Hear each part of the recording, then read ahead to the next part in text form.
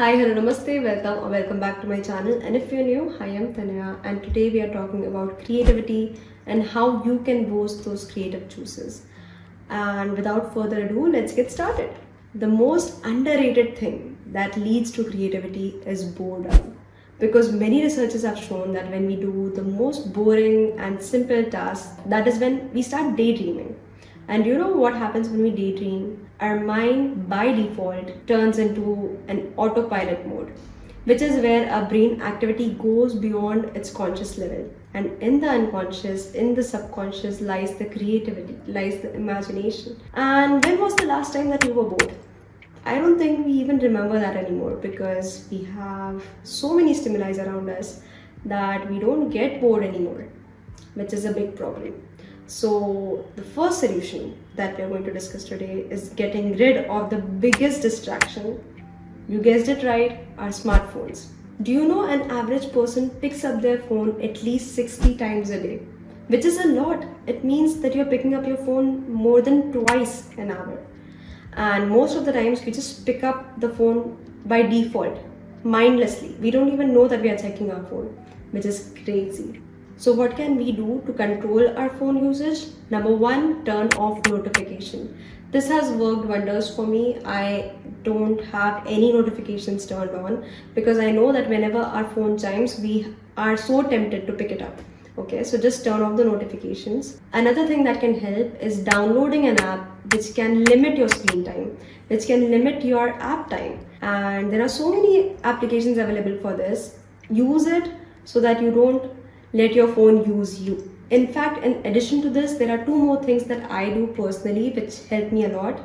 One is scheduling. I have scheduled a time of using social media app. For example, I use Twitter at 9 a.m. in the morning and that's it. Then I don't use Twitter throughout the day. Along with this, I also leave my phone in different rooms whenever I'm working or whenever I want to spend some time with myself, because that really helps me to get rid of that distraction. It's been quite a while of me doing this, so I don't miss my phone anymore. Initially it will be hard, but it is the best way because you know you'll have to get up and walk towards your phone to get it, and you just end up avoiding going towards your phone. So yeah, try doing this. Another thing that can help is doing nothing.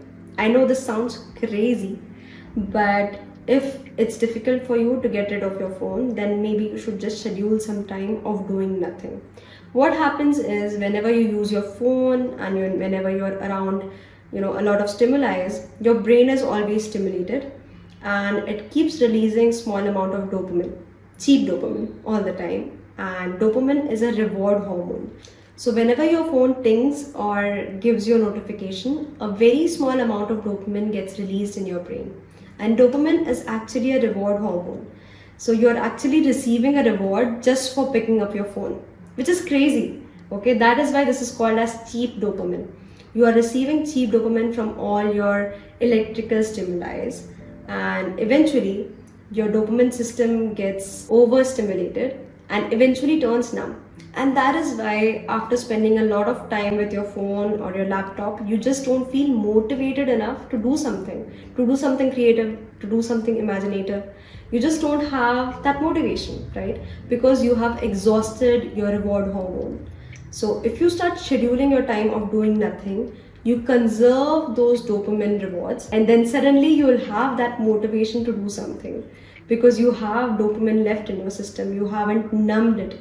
So yes, in order to boost creativity, you need to schedule doing nothing. And the last point is the one which actually helps me the most, which is observing my surroundings.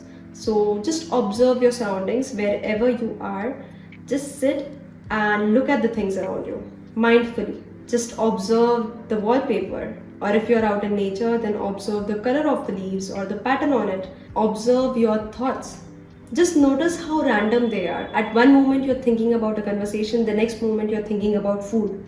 That is how random your thought process can be. And in this observation, you will find inspiration.